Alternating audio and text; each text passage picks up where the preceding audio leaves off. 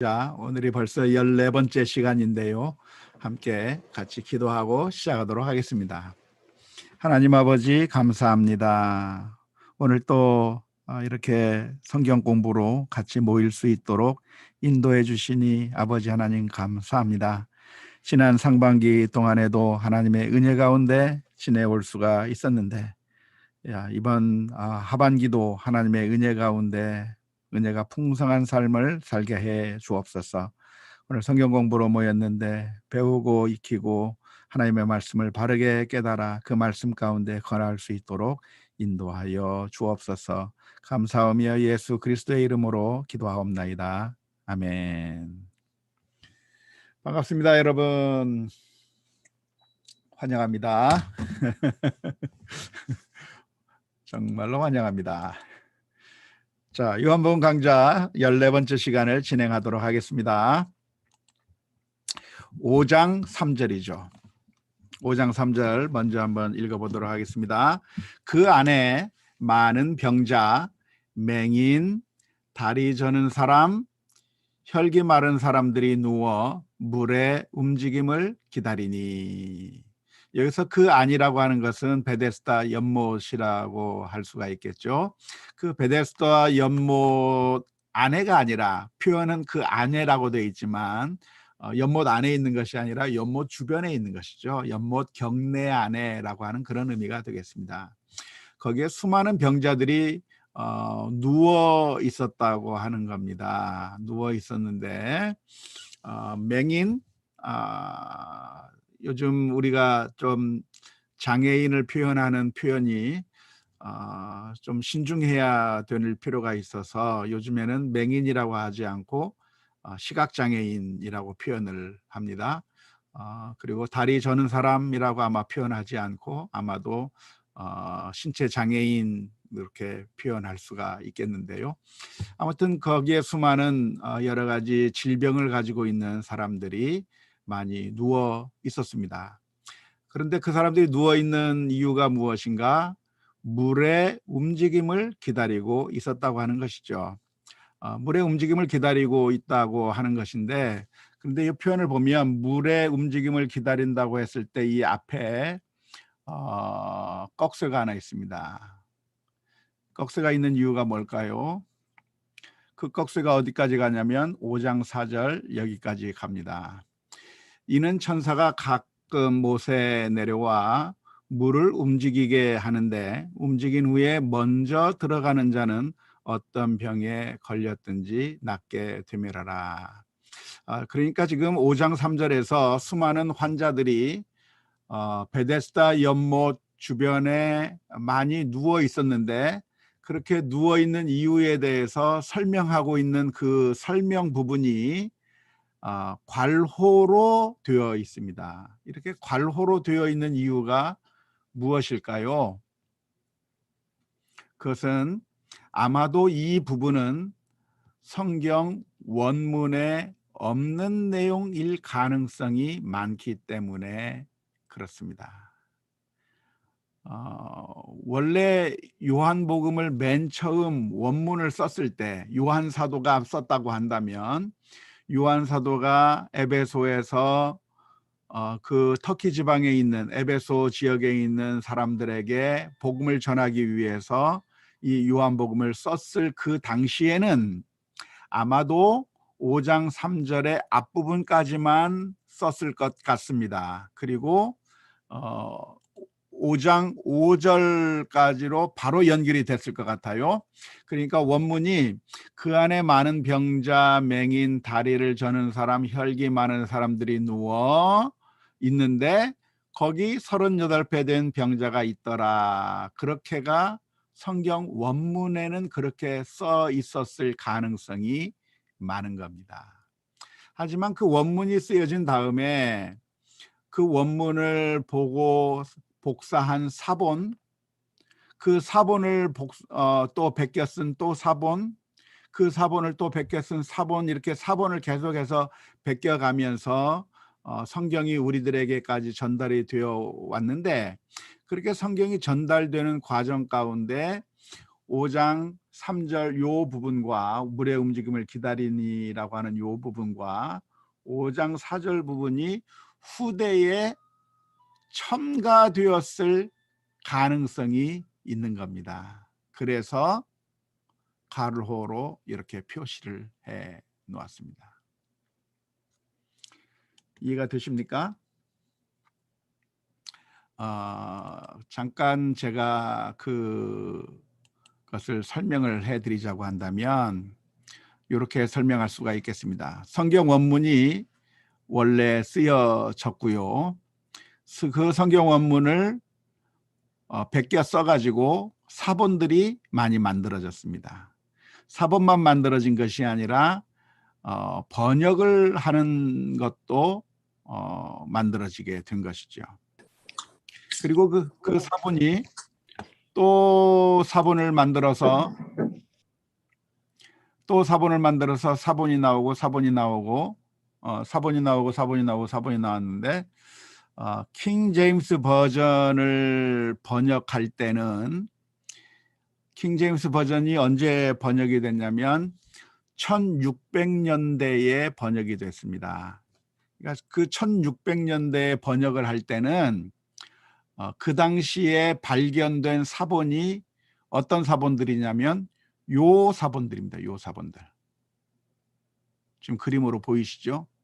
이 파란색 칠해놓은 사본들이 발견된 상태였기 때문에 요 사본들을 보고서 번역을 하다 보니까 킹 제임스 버전이 만들어진 겁니다. 그런데 1600년이 아니라 지금은 몇 년이죠? 2021년 아닙니까? 그러니까 요즘에는 언제 번역을 했냐면 20세기에 현대 번역들이 많이 나오게 됐는데요. 1600년대로부터 한 400년이 지나가면서 이 사이에 고고학적인 발전에 따라서 사본들이 더 많이 발견이 된 겁니다. 번역본도 발견이 된 거죠. 그러다 보니까 킹 제임스 버전이 번역될 때 있었던 사본들은 대체로 후대에 만들어진 사본들에 근거해서 킹 제임스 버전을 번역한 겁니다. 하지만 킹 제임스 버전이 만들어진 다음에 한 400년의 시간이 흐르면서 사본이 더 많이 발견이 됐습니다. 초기 사본들이 발견이 된 거죠. 그러다 보니까 현대 번역은 여기 지금까지 발견된 모든 사본들을 다 연구하고 종합해 가지고 그래서 성경 원문, 지금 성경 원문은 지금 다 사라지고 없거든요. 성경 원문이 아마도 이랬을 것이다 라고 하는 그 학적인 연구의 결과에 따라서 현대 번역이 만들어진 겁니다. 그러니까 킹 제임스 버전과 현대 번역 사이에는 사용한 사본의 차이가 있는 것이고요.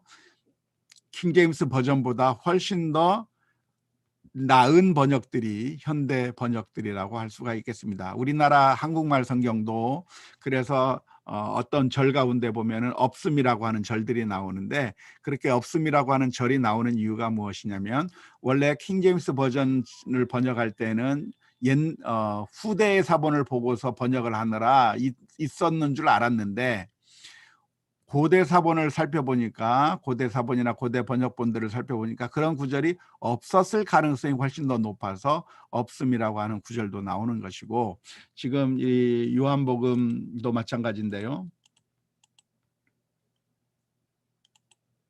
요한복음도 요 부분 물의 움직임을 기다리니 이는 천사가 가끔 못에 내려와 물을 움직이게 하는데 움직인 후에 먼저 들어가는 자는 어떤 병에 걸렸든지 낫게 됨이니라 이러라 라고 하는 이 표현은 아마도 원문이 먼저 쓰여진 이후에 추가로 사본을 베껴 쓰는 사람들에 의해서 추가된 본문일 가능성이 많다라고 할 수가 있겠습니다. 이렇게 추가를 해야 했던 이유가 무엇일까요? 그것은 본문을 설명하기 위해서인 거죠. 왜 그 베데스다 연못에 수많은 사람들이 몰려와 있었을까? 환자들이 몰려와 있었을까? 그 이유에 대해서 설명하는 내용들이 후대에 추가되었다고 볼 수가 있는 겁니다. 그래서 물의 움직임을 기다리는데 그 이유가 뭡니까? 천사가 가끔 못에 내려와 물을 움직이게 하는데 물이 움직인 후에 제일 먼저 들어가는 자는 어떤 병에 걸렸든지 낫게 됨이라. 이러한 소식을 듣고 수많은 병자들이 몰려드는 것이죠. 베데스다 연못에 그런 신비한 효능이 있었을까요? 없었을까요? 아마도 뜬소문이었을 겁니다. 헛소문이었을 겁니다. 요즘에도 수많은 이단들이 뭐 무한 단물을 마시면 병이 낫는다, 쌍꺼풀이 생긴다 등등 별 희한한 소리를 많이 하고, 뭐 어디 가서 뭐 돌을 들어 올리면 소원이 이루어진다 뭐 등등 여러 가지 이야기들을 많이 하지 않습니까? 그런 이야기들이 많이 나오는데 사실은 이 베데스다 연못의 물에 제일 먼저 들어가는 사람이 병에 낫는다고 하는 것은 성경에 기록되어 있는 것 같으니까 그게 성경에 있으니까 다 맞는 얘기겠지라고 생각하시면 안 됩니다. 그게 아니고 이것은 그 당시에 그때 사람들이 그렇게 생각했다는 것이지 정말 그랬다고 말하는 것은 아닙니다. 그러니까 그 당시 그 베데스다 연못에 수많은 사람들이 몰려 있었던 이유, 그리고 그들이 생각한 이유를 설명한 것이지 실제로 그런 것은 아닙니다. 아마도 이런 것은 수많은 뭐라 그럴까요? 소문이 퍼지면서 확대되고 과장된 결과가 아닐까 싶어요. 우리나라에도 뭐 그런 것들이 참 많지 않습니까? 어디 가서 뭐 제주도 가서 코를 만지면 아들을 낳는다든지 하룻밤 코를 만지면 아들을 낳는다든지, 뭐 어디에 가서 뭘 하면 뭐 소원을 이룬다든지, 돌을 들을 수 있으면, 아니면 뭐 이걸 짜갤 수 있으면 뭐 소원을 이룬다 등등 이런 얘기들이 많이 있는데, 그런 얘기들이 만들어지는 것은 과장되고 사람들이 그냥 그걸 믿고 싶은 거죠. 우리 인간들은 너무나도 연약해서 무엇인가를 자신의 문제를 해결해 줄 수 있는 그런 어떠한 이야기들이 나오면 그러면 그것을 진짜로 믿고 싶은 마음들이 사람들의 마음 가운데 있는 겁니다. 그래서 아마도 그 당시에 수많은 사람들이, 그 당시에는 병에 걸렸다고 한다면 해결책이 없잖아요.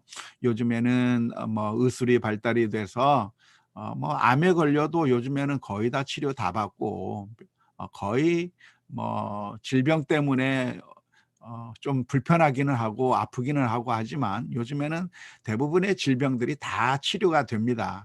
하지만 2000년 전에는 그런 상황이 아니라 조그만 병에 걸려도 시름시름 앓다가 죽을 수밖에 없는, 전혀 고치지 못하고 정말 고통스럽게 살다가 죽을 수밖에 없는 그 시절에는 정말 어디가 하나 낫는다라고 하는 그런 뜬소문만 있어도 사람들이 거기에 몰려드는 것은 당연한 것이고, 그래서 거기에 수많은 사람들이 병을 치료받기 위해서 그 자리에 몰려들고 있었다고 하는 이야기를 오늘 본문에서 이야기해 주는 것이죠. 5장 5절, 거기 38배 된 병자가 있더라. 38년 동안 병을 앓고 있었으니까 정말 아주 심각한 병에 걸린 사람이라고 하겠죠. 5장 6절, 예수께서 그 누운 것을 보시고 병이 벌써 오래된 줄 아시고 이르시되 내가 낫고자 하느냐라고 물었습니다. 예수님께서 그 병자를 보았을 때 그 사람의 병이 오래되었다고 하는 것을 아셨습니다. 예수님은 사람의 마음을 꿰뚫어 보시기도 하고 사람의 상태를 잘 아실 수도 있는 그런 아주 특별한 초월적인 능력을 가지고 계신 분이시죠. 하나님이시기 때문에. 그래서 사람의 마음까지도 꿰뚫어 보실 수가 있었고, 사마리아인이 어떤 과거를 가지고 있었는지에 대해서도 충분히 알 수 있었던 것처럼 예수님께서는 이 사람을 보면서 이 사람의 질병이 굉장히 오랫동안 병으로 고생하고 있다고 하는 사실을 정확하게 아신 것이죠. 근데 사실 예수님이 아니더라도 누가 보더라도 이 사람이 아주 심각한 상태에 있다고 하는 것을 알았을 텐데, 예수님께서 그 사람에게 질문을 던집니다. 내가 낫고자 하느냐. 여기서 지금 예수님께서 이 사람에게 네가 낫고자 원하느냐라고 물어보는 것은 정말 뜬금없는 질문처럼 보여집니다. 왜냐하면 당연히 병에 걸린 사람은 낫고 싶은 것이 당연한 것이고, 당연히 낫고 싶은 것이 당연한 건데 그걸 물어볼 필요가 뭐가 있을까요? 당연히 낫고 싶은 것, 대답을 들어보나 마나한 그런 질문이 아닐까 싶습니다. 하지만 예수님께서는 이 질문을 기어이 굳이 하셨다고 볼 수가 있겠는데, 사실은 사람들의 마음이라고 하는 것은 이중적인 그런 마음이 있기 때문에 그렇습니다. 낫고 싶은 마음도 있지만 낫고 싶지 않은 그런 마음도 있을 수가 있는 것이죠. 그럴까요? 안 그럴까요? 낫고 싶지 않은 마음이 있을까요? 낫고 싶지 않는 마음도 있었을 가능성이 있습니다. 충분히 있습니다. 왜 그러냐면 낫게 된다고 한다면 그다음부터는 이 사람이 더 이상 구걸을 해서 먹을 수가 없는 거죠.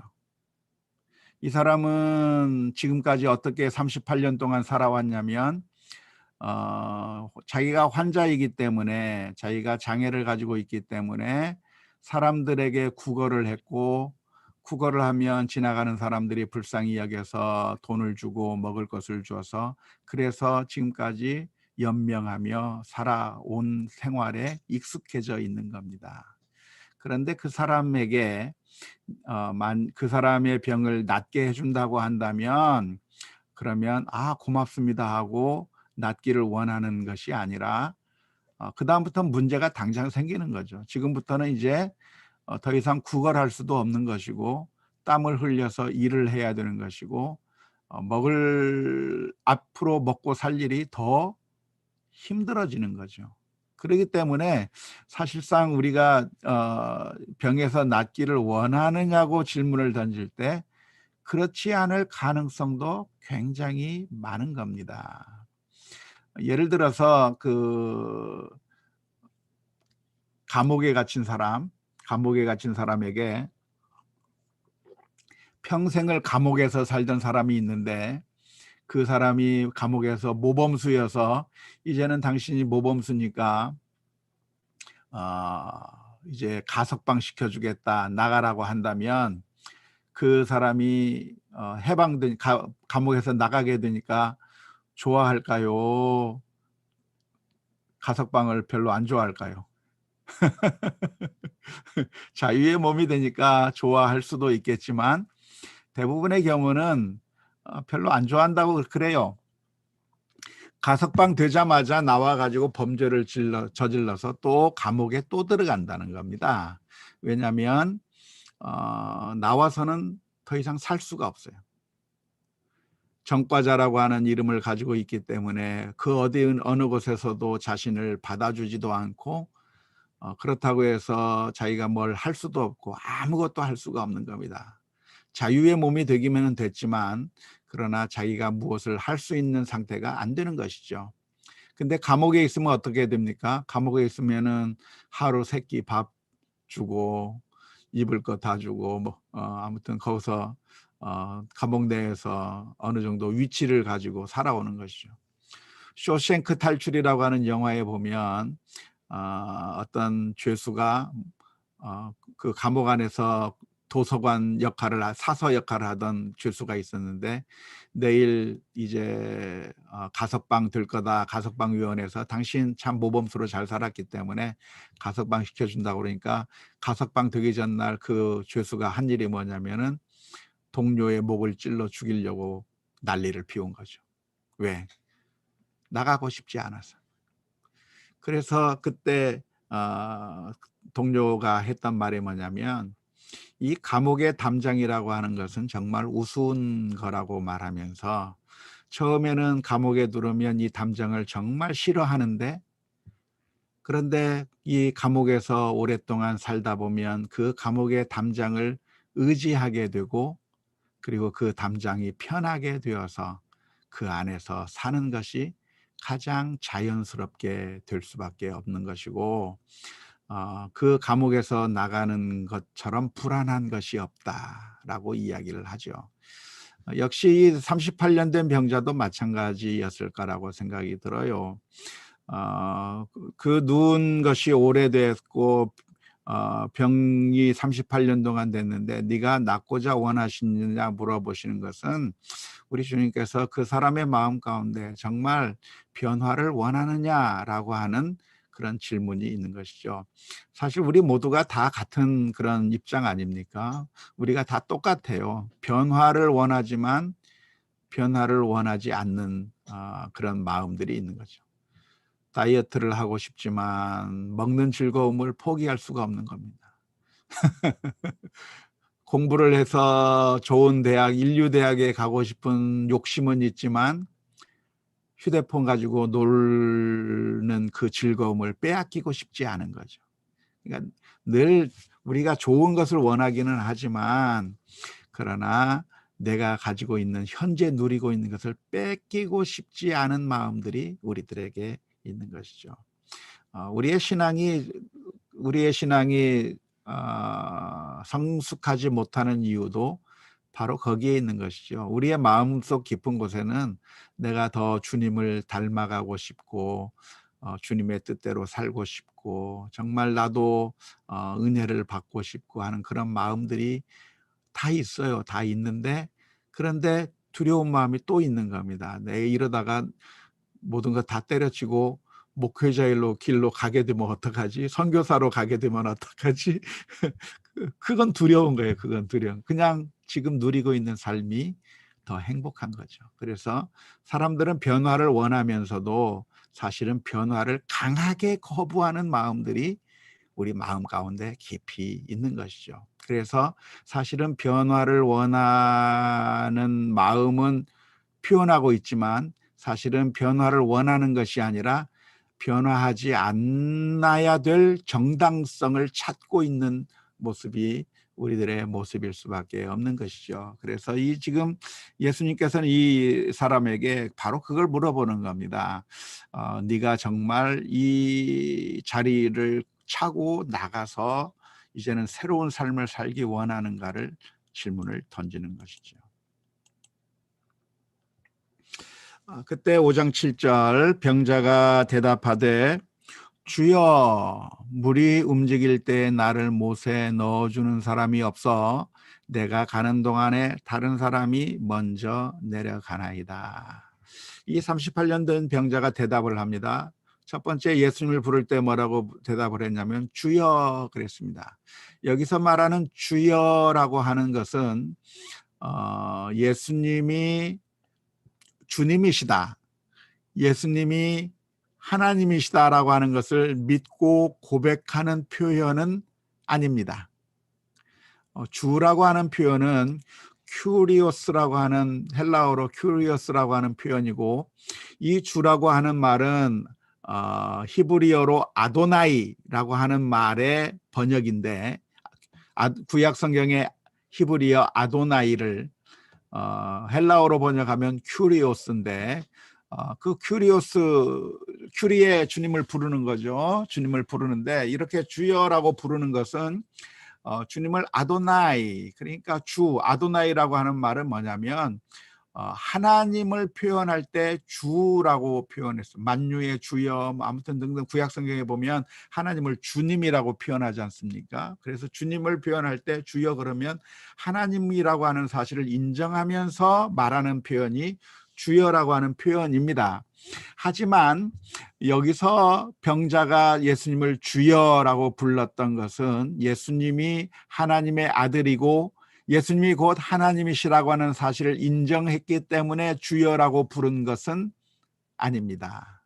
왜냐하면 이 주라고 하는 말이 하나님을 나타낼 수도 있지만 그냥 선생님이라고 하는 그런 의미도 듭니다. 그러니까 이 단어의 의미가 한 가지만 있는 것이 아니고 여러 상황 가운데서 여러 가지 의미로 사용될 수가 있겠는데, 도마가 주님을 말하면서 나의 주 나의 하나님이시여라고 고백할 때는 그때 말하는 주는 하나님이라고 하는 그런 의미에서 나의 주 나의 하나님이라고 고백하는 겁니다. 하지만 여기서 병자가 고백할 때 주여라고 말하는 것은 하나님이기 때문에 주여라고 말한 것이 아니고 그냥 선생님이라고 하는 그런 의미에서 주라고 부른 것이라고 보면 되겠습니다. 이 사람이 대답을 합니다. 주여, 물이 움직일 때에 나를 못에 넣어주는 사람이 없어 내가 가는 동안에 다른 사람이 먼저 가나이다.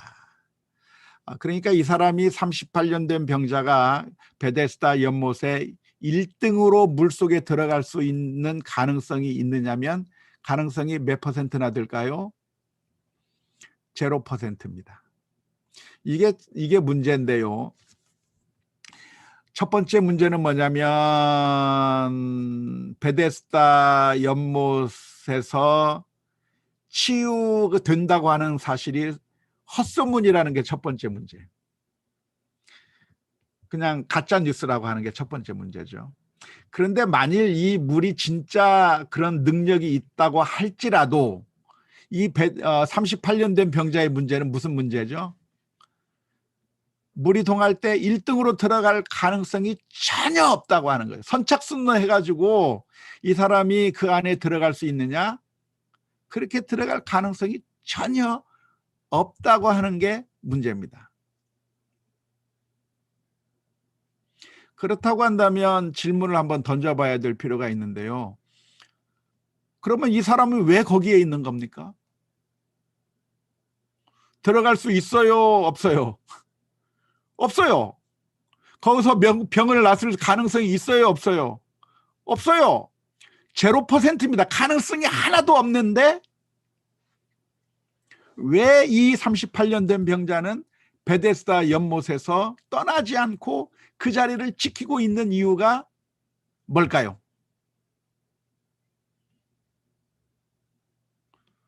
왜 그 자리에 있느냐? 그냥 있어요. 그냥. 그냥. 병을 낫고 싶은 마음은 있는데 그렇다고 해서 그 1등으로 들어갈 수 있는 가능성이 하나도 없는데도 그 자리에 있는 거예요.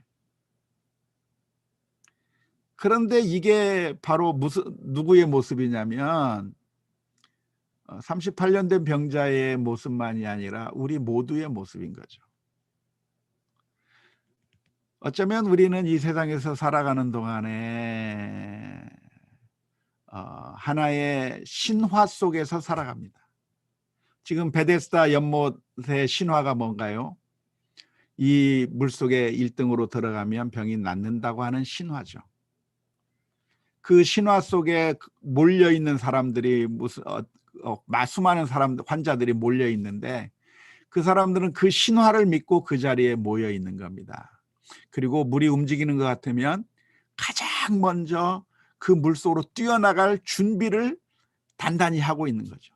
단단히 하고 있는데 어떻게 준비를 할까요? 실패를 거듭하면 거듭할수록 자꾸만 아이디어를 짜내는 겁니다. 어떻게 하면 내가 저 물속에 1등으로 들어갈 수 있을까? 방법이 뭡니까? 나를 건장한 사람들이 메고 빨리 들어가는 방법이 하나의 방법일 거예요. 돈을 써가지고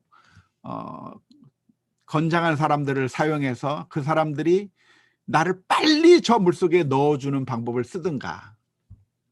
또 하나의 방법이 무슨 또 하나의 방법이 있습니까? 제일 먼저 뛰어가는 사람의 발을 걸어서 넘어뜨리는 거죠.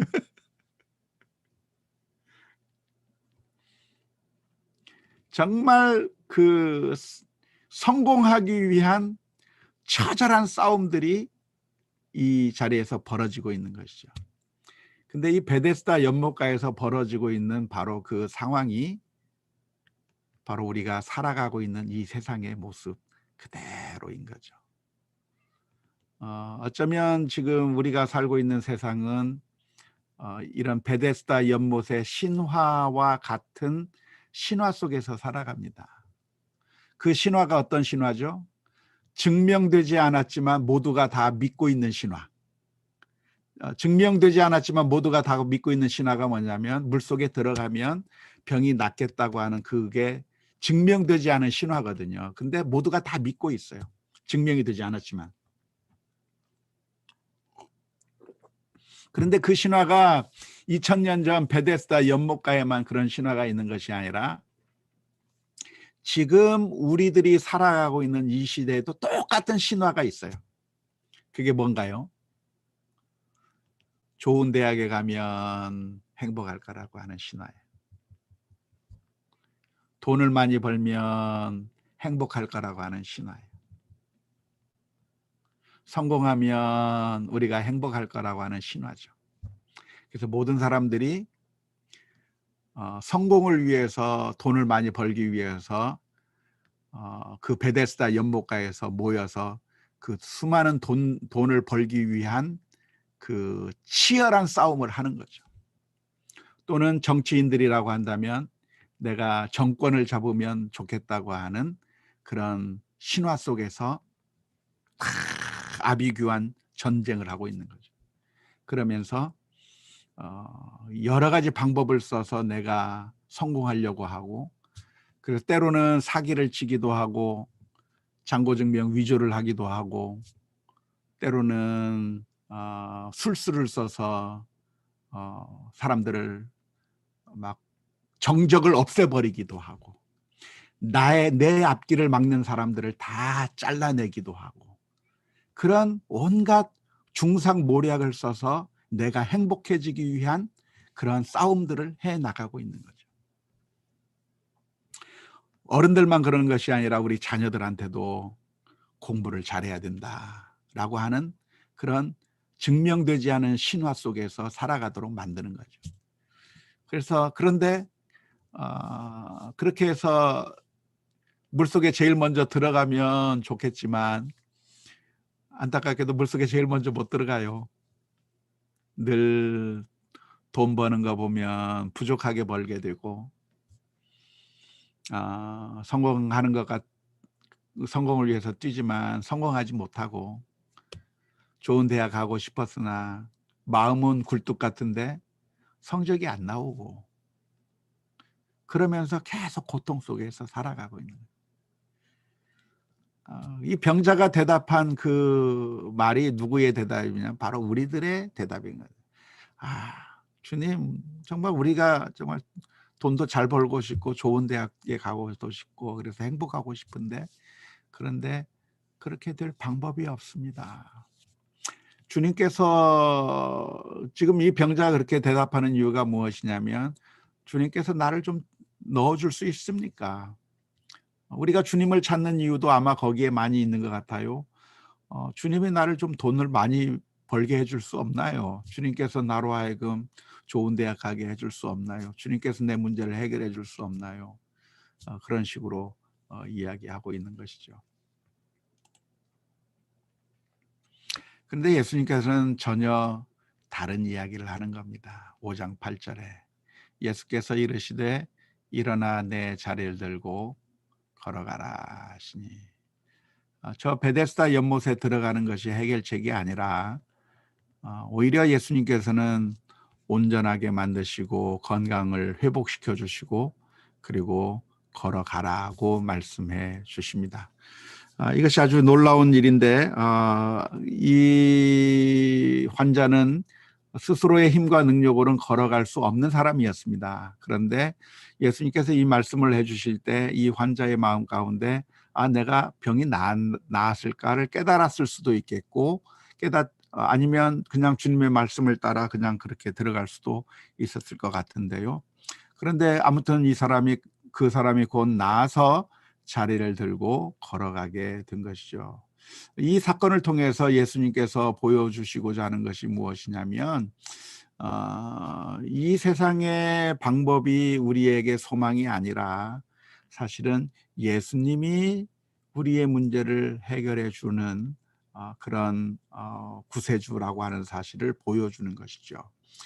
우리가 원하는 그 세상적인 방법을 따라 우리가 무엇인가를 얻을 수 있는 것이 아니라 주님에게로 가야 주님께서 우리의 문제를 해결해 주시고 주님께서 우리를 온전하게 해 주시고 회복시켜 주신다고 하는 사실을 보여주는 것입니다. 근데 그날이 어떤 날이었냐? 이날은 안식일이었다라고 5장 9절에서 설명해 주고 있습니다. 근데 이 안식일이었다고 하는 것이 아주 놀라운 일인데요. 왜냐하면 안식일이라고 하는 것은 논쟁을 가져갈 수 있는 그런 날입니다. 우리가 이제 계속해서 읽어보면 알겠지만 이 사람이 안식일 날 자리를 들고 걸어가는 그것이 안식일 날 안식일법을 어기는 것이라고 해서 그래서 비난을 받는 그런 걸로 되는 것이죠. 근데 예수님께서 놀랍게도 이 사람의 병을 언제 고치셨냐면 안식일 날 고치시는 거죠. 예수님께서 만일 논란을 피하길 원하셨다고 한다면 이 사람에게 아이고 오늘 고쳐주려고 그랬는데 오늘 하필 안식일이구나 내일 고쳐줄게 라고 그렇게 얘기할 수도 있는데 예수님께서는 그렇게 하지 않고 이 사람의 병을 바로 고쳐줬어요. 왜 하루 안 기다리고 바로 고쳐줍니까? 하루 뒤에 가면 이 사람이 죽기라도 하나요? 안 죽죠. 안 죽는데 왜 이렇게 서둘러서 안식일 날 법을 어겨가면서까지 고쳐주는 그 이유가 무엇일까요? 그것은 예수님께서 참 안식일의 참된 의미를 보여주시기 위해서 이런 일을 했다고 보는 것이 옳을 겁니다. 안식일이라고 하는 것이 무엇인가요? 안식일은 하나님께서 천지를 완성시키시고 이제 더 이상 할 일이 없다. 이제 완성됐기 때문에 더 이상 할 일이 없어서 일을 쉬시고 그래서 그날을 거룩하게 하신 것이 바로 안식일입니다. 그러니까 안식일이라고 하는 것은 창조가 완성되고 모든 것이 다 완벽하다고 하는 것을 즐기는 날이고 그것을 기념하는 날인데 그런데 사실은 그 안식일이 망가져 버린 거죠. 망가져 버린 이유가 무엇입니까? 바로 죄 때문에 망가진 것이죠. 아담과 하와가 선악과를 따먹은 이래로 이 세상이 망가져 버렸습니다. 완벽했던 세상에서부터 쫓겨나게 된 것이고 이 세상에는 가시와 엉겅퀴가 자라게 된 것이고 이제는 수고의 땀을 흘려야만 고생해서 겨우 먹게 될 것이고 그리고 겨우 먹었다 할지라도 흙으로 돌아가게 되는 헛수고만 하는 것으로 세상이 완전히 바뀌어 버리게 됐는데 이 세상이 완전히 망가졌다고 하는 것을 생생하게 보여주는 것이 바로 안식일 날 병자가 있는 모습인 것이죠. 안식일은 아무런 흠도 없고 점도 없고 완벽하게 하나님께서 천지를 만드셨기 때문에 그것을 기념하면서 쉬는 날이 안식일인데 안식일에 병자가 있다고 하는 사실 자체가 안식일이 망가져 버렸다고 하는 것을 의미하는 것이죠. 그런데 예수님께서는 그 사람에게 병을 고쳐주심으로 말미암아 예수님께서 오신 이유가 무엇인가? 이 세상이 망가진 것을 고쳐주시고 회복시키시기 위해서 예수님께 오셨다고 하는 것을 보여주는 그런 역사적인 사건이 되겠습니다. 지난번에도 말씀드렸던 것처럼 안식일이라고 하는 것은 금요일 저녁부터 토요일 해 지기 전까지가 토요일 안식일 기간입니다. 그래서 아무튼 그러니까 아마 금요일 날 뭐 오후 정도 되겠죠. 그때 이 사람이 일어나서 자리를 들고 걸어가게 되었습니다. 그러니까 5장 10절 말씀 유대인들이 병 나은 사람에게 이르되 안식일인데 내가 자리를 들고 가는 것이 옳지 아니하니라 라고 이야기를 한 것이죠. 참 안타까운 사람들이 요 사람들이죠. 왜냐하면 사실은 이런 환자를 본다고 한다면 제일 먼저 가져야 될 마음의 자세가 긍휼의 마음입니다. 긍휼의 마음으로 바라보고 사랑의 마음으로 바라보아야 될 텐데 이 사람들은 율법이 남을 정죄하는 수단이 되어버린 것이죠. 그래서 그 병 나은 사람에게 병 나은 것을 보고 정말 기뻐해주고 네가 병이 나았구나 하면서 함께 기뻐하고 함께 즐거워하고 함께 감사하고 하나님께 찬양과 영광을 올려드리는 것이 그게 정상적인 반응일 텐데 이 사람들은 오히려 시비를 거는 겁니다. 참 우리가 이런 식의 모습으로 변화가 되면 안 됩니다. 우리 한국교회에 보면 자꾸만 다른 사람들을 비난하고 이것이 성경 말씀에 어긋난다고 말하고 주일날 이러면 되냐, 뭐 성경 말씀이 이렇게 되어 있는데 왜 이렇게 하냐 하면서 자꾸만 남을 정죄하려는 경향들이 우리 한국교회 성도님들 가운데 많이 있는데, 이것은 제대로 된 태도가 아닐 겁니다. 예수님의 마음을 우리가 품어야 되죠. 예수님께서는 이 병자를 보시면서 측은하게 여기시고 긍휼하게 여기셔서 그래서 병자를 치유해 주셨다고 한다면 우리도 같은 마음으로 기뻐하고 감사하는 마음을 가져야 될 텐데, 이 사람에게 네가 안식일 날 이렇게 나쁜 짓을 하면 안 된다, 자리를 들고 걸어가는 것은 예레미야서에 보면 그것은 안식일 날 짐을 들고 다니는 것을 금하고 있습니다. 예레미야 17장 21절 22절의 말씀이 있습니다. 아무튼 그렇게 일하지 못하도록 규정이 되어 있다고 할지라도 율법에 있어서 가장 중요한 것은 이런 세미한 규정들이 중요한 게 아니고 사실은 의와 정의와 긍휼과 자비, 이런 것이 중요하거든요. 하나님의 율법이 그냥 문자적인 그런 지키는 것이 중요한 것이 아니라 과연 하나님의 마음이 무엇인가를 우리가 분별해서 그 말씀대로 순종하는 것이 정말 중요한 것인데, 이 유대인들은 그러지 못하고 정말 율법이 그들에게 교만거리가 되고 남들을 정죄하는 수단이 되어버린 것이 너무나도 안타까운 일이라고 할 수가 있겠습니다. 시간이 벌써 빨리 지나고 40분이 지났습니다. 그래서 이상으로 오늘 강좌는 마치도록 하겠습니다. 자, 그렇다고 한다면 혹시 강의를 듣고 혹은 오늘 뭐 하고 싶은 얘기 등등 뭐 하고 싶은 말씀 있으면 해주시고, 질문 있으면 질문해 주시고, 그렇게 해주시면 고맙겠습니다. 다 질문하세요. 예. 네. 강의 들으면서 저를 봤어요. 이거 소리 꺼봐. 네. 네.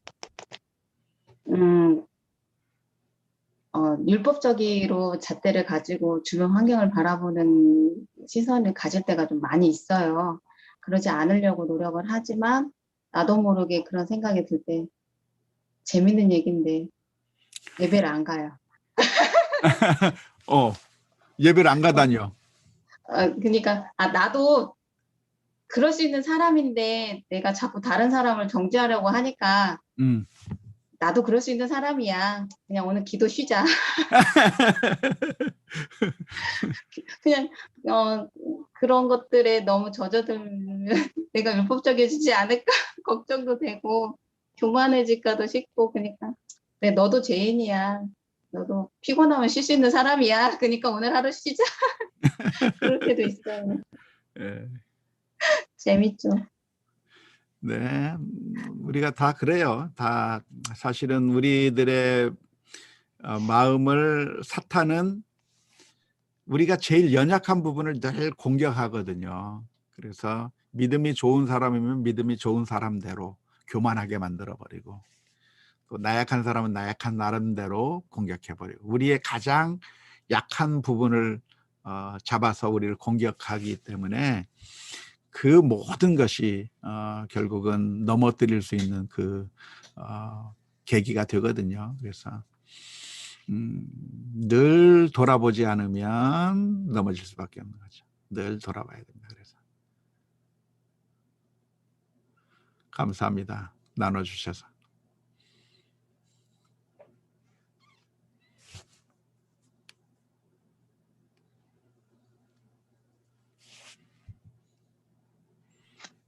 네, 권사님. 네. 오늘 또 귀한 말씀 감사하고요. 저는 이 베데스다 연못가에 있는 이 병자를 생각하면서 이 신화가 실제라고 그동안은 생각했었거든요. 아, 실제로 베데스다 연못에 그래서 그런 근데 효능이 있었을 거다. 네네. 아마 그런 사람이 있었으니까 아마 거기에 본인이 들어갈 수 없는 상황일지라도 어떤 기회가 있을 거라고 생각하고 계속 그 자리를 지키지 않았을까 이런 생각을 계속했는데 이제 목사님께서 실제적으로 우리의 모습과 비교해 주시고 정말 우리도 이런 신화 속에서 실제로 믿고 살 수 있겠구나 이런 생각을 많이 해서 이 말씀이 상당히 도전이 되었습니다. 예, 아무튼 성경 말씀에서는 이게 신화였다, 사실이었다에 대해서는 침묵하고 있거든요. 그냥 네. 설명만 그렇게 하고 있는데, 그래서 실제적으로 정말 그 베스다 연못에 그런 신비한 능력이 있었을 거라고 해석할 수도 있고, 아니면 오늘 제가 설명한 것처럼 이게 사실이 아니라 이것은 그냥 그 당시 사람들에게 널리 퍼져 있는 신화적인 그런 가짜 뉴스일 거라고 해석할 수도 있는 겁니다. 그러니까 해석의 가능성이 두 가지가 다 있는 것이죠. 하지만 제가 볼 때는 그게 가짜 뉴스일 가능성이 훨씬 더 많다고 생각이 들어요. 가짜 뉴스일. 사람들이 그걸 믿고 싶어 하고 여기에 그런 특별한 효능이 있을 거라고 생각하면서 거기에 몰려드는 것이죠. 근데 성경 전체의 흐름을 본다고 한다면 사실은 이 세상에 있는 그 어느 것도 그런 특별한 효능을 가지고 있는 것이라고 하는 것은 이 세상에 없습니다. 그러니까 예를 들어서 법궤라고 하는 것도 법궤를 통해서 엄청난 능력이 나오기는 했지만 법궤를 통해서 엄청난 능력이 나왔던 것은 하나님께서 사용하셨을 때 나온 것이지 하나님과는 상관없이 그냥 법궤 그 자체가 엄청난 능력을 발휘할 수 있었던 것은 아니거든요. 그렇기 때문에 하나님 외에 그 어느 것도 이 세상에 그런 신비한 능력이 있는 것이라고 보지 않는 것이 아마 자연스러운 해석이 아니겠는가 그런 생각이 듭니다. 네.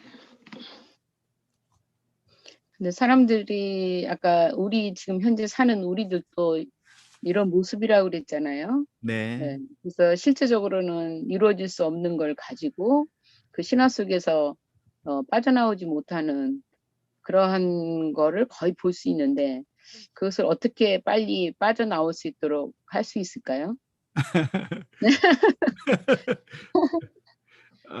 결국은 이제 제가 항상 강조하는 것이지만 네. 하나님이냐 우상이냐를 잘 구분해야 돼요. 하나님께서는 늘 말씀하시는 게 뭐냐면 너는 나 외에는 다른 신을 섬기지 말라고 말씀하고 있거든요. 하나님만이 해결책이고 하나님만이 답인데 우리는 하나님이 아닌 것들에게 소망을 자꾸만 두는 거죠. 그게 뭐냐면 때로는 그게 돈일 수도 있고 때로는 그게 우리 자식일 수도 있고 때로는 정치인일 수도 있어요. 그래가지고 어느 정치인이 정권을 잡으면 우리가 행복하겠다라고 생각하는 거죠. 근데 결국은 그게 뭐냐면 우상이거든요. 그래서 그 나의 문제를 해결해 줄 수 있는 것이 사실은 이 세상의 것들 가지고는 아무것도 없어요. 아무것도 없는데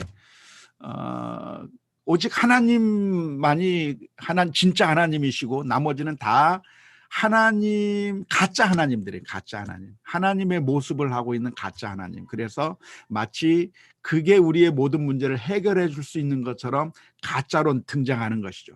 베데스다 연못이라고 하는 것이 나타나서 여러분들의 질병을 해결하기 위해서는 나한테 복종해라. 나한테 뛰어들어라. 그래서 무조건 다른 사람들을 제쳐버리고 저 사람들의 발을 걸어 넘어뜨려서라도 무슨 방법을 쓰더라도 나한테 먼저 뛰어들어오면 너희들의 병을 낫게 해주겠다고 하는 것이 이 세상 우상들의 특징이에요. 도덕도 없고 인심도 없고 사랑도 없고 긍휼도 없고 무조건적인 선착순 정말 아주 사악한 선착순의 방법, 다른 사람들을 다 짓밟아 버리더라도 내가 선착순으로 1등으로 가기만 하면 너를 행복하게 해주겠다고 하는 것이 그게 이 세상 우상의 특징이거든요. 근데 이게 때로는 돈으로 나타나기도 하고, 그래서 돈을 벌기 위해서는 수단 방법 안 가려도 돈만 벌면 된다. 또 우리 자식들이 좋은 대학 가는 것이 결국 문제를 해결이라고 생각이 드니까 답안지 빼내서라도 시험지 어떻게 맞추어서 수능 점수 아무튼 내신 성적 1등으로 만들어 버리기만 하면 된다고 생각하는 쪽으로 나가게 되는 것이죠. 정치인도 마찬가지죠. 정치인, 내가 이 사람을 대권으로 올리기만 하면 우리의 문제가 해결될 거라고 생각되니까, 그러니까 가짜 뉴스라도 막 만들고 믿고 싶은 거죠. 그냥 믿고 싶어서, 그 사람을 위해서라고 한다면 가짜 뉴스도 자꾸 믿고 싶어서 자꾸 퍼나르고 그래서 저 사람을 무너뜨리고 이 사람을 세워야 되겠다고 하는 그런 우상을 섬기는 일들이 많이 나타나고 있는데, 놀랍게도 우리 성도들도 그렇게 하나님을 섬긴다고 말하는 성도들도 그런 우상에 자꾸만 끌려가는 경향들이 많이 있거든요. 그래서 우리가 참 하나님만을 제대로 잘 섬겨야 한다고 하는 것을 우리가 다시 한번 발견해야 되겠죠. 네, 감사합니다. 권은아 권사님 차례입니다.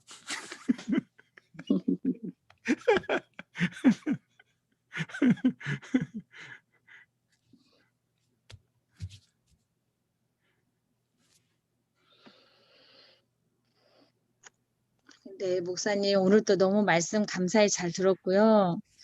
저도 한혜실 권사님처럼 진짜 증명되진 않았지만 많은 사람들이 쫓고 있는 그런 신화.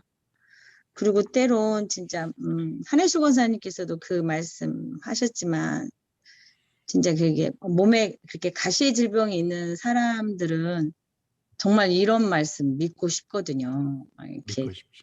네, 저도 정말 우리 은재 낳고 몸이 너무 많이 아팠을 때 진짜 간절했었거든요. 그게 정말 예수님께서 네가 낳고자 하느냐? 정말 낳고 싶거든요. 그래서 이거를 믿고 싶고 진짜 막 이런 게 있고, 때론 그래서 이렇게 왜 목사님들 중에서도 치유의 은사가 있다는 목사님들 정말 쫓고 싶고 따르고 싶고, 진짜 그분들께 가서 기도 받으면 정말 내가 기적적으로 나설 수 있는 거 아닌가. 왜냐하면 이렇게 병원에 가서도 이렇게 의사들도 이유를 모르겠다. 그러니까 이게 어떤 약을 처방을 해야 될지를 모르는 거예요. 병의 원인을 모르니까. 그랬을 때 진짜 이런 게 믿고 싶거든요. 그래서 이렇게 막 치유의 은사를 가지고 있는 목사님들은 막 이렇게 전국적으로 수소문해서 정말 이렇게 기도받고 싶고 그런 마음 저도 간절했었던 적이 있었거든요, 목사님. 네. 그래, 근데 알면 알수록 이렇게 신앙과 믿음이라는 게, 그러니까 목사님께서도 말씀하셨지만 예수님 외에는 없다는 거를 점점 훈련시키시는 것 같아요. 그 어떤 것들도 다 우상이고 우리가 내려놔야 될 부분들이고 오직 예수 그리스도 한 분밖에 없다는 것을 점점 강도 높여서 훈련을 시키시는 것 같다는 생각을 해요, 요즘. 네. 아무튼 우상을 쫓아가면 우상이 약속한 것을 우상이 주지는 않습니다. 하나님은 우리가 원하는 것보다 더 크신 은혜를 베풀어 주셔요. 그렇지만 이 세상의 거짓 하나님, 우상들은 우리들에게 화려한 약속을 하지만 그 약속을 이루어주지 않아요. 우리를 착취하기만 하는 거죠. 오아시스처럼 나에게 좀 더 다가오면 내가 너에게 신기루처럼 좀 더 나한테 다가오면 내가 너한테 물을 주겠다고 하지만, 그런데 물을 주는 것이 아니라 그냥 지치게 만들고 쓰러지게 만드는 거죠. 돈도 마찬가지예요. 돈을 벌기 위해서 내가 정말 돈만 많이 있으면 행복할 거라고 생각하고서 막 돈을 벌려고 많은 노력을 하는데 결국은 건강 다 잃어버리고 부모와 자녀들 사이에 소통은 단절돼 버리고 부부 사이에 정말 차가운 그 냉기류만 흐르게 되고 시간 다 뺏겨 버리고 가정의 행복들이 파괴돼 버리고 정치인들도 역시 마찬가지인데 정치인들이 공약은 얼마나 좋습니까? 공약 모든 사람들이 다 대통령이 한꺼번에 다 됐으면 좋겠어요. 모든 공약 다 해가지고 우리를 행복하게 만들어줬으면 좋겠어요. 그런데 공약 해놓고 그냥 지나가면 끝이에요. 최저임금 10,000원?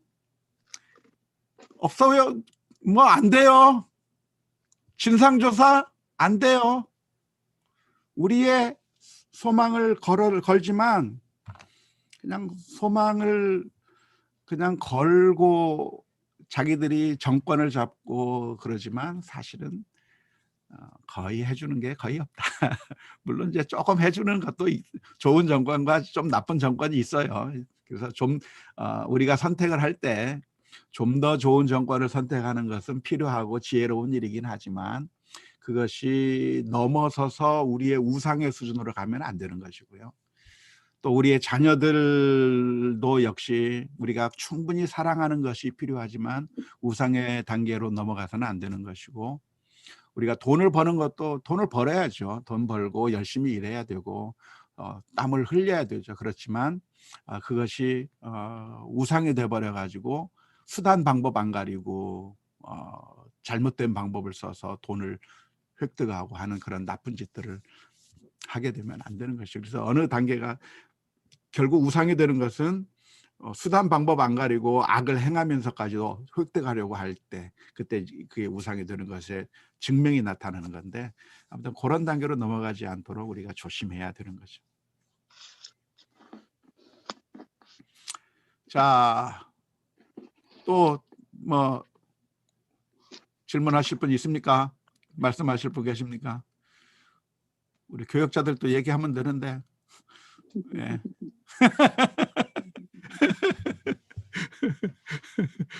참여해 주신 것만 해도 감사합니다. 웃지만 마시고.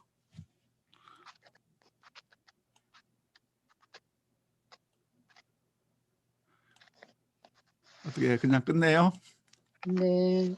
네, 그러면은 끝내도록 하겠습니다. 기도 한번 합시다. 하나님 감사합니다. 오늘 또 성경 공부를 통해서 우리들의 심령에 빛을 비추어 주시니 감사합니다. 하나님만을 의지하며 하나님만을 사랑하며 살게 해주시고, 우리의 소망이 이 세상에 다른 어떤 것에 있는 것이 아니라 주님께만 있다고 하는 사실을 날마다 깨달으며 믿음으로 살아갈 수 있도록 인도하여 주옵소서. 주의 은혜 감사하며 예수 그리스도의 이름으로 기도하옵나이다. 아멘. 아멘. 자, 다음에 뵙겠습니다. 수고하셨습니다.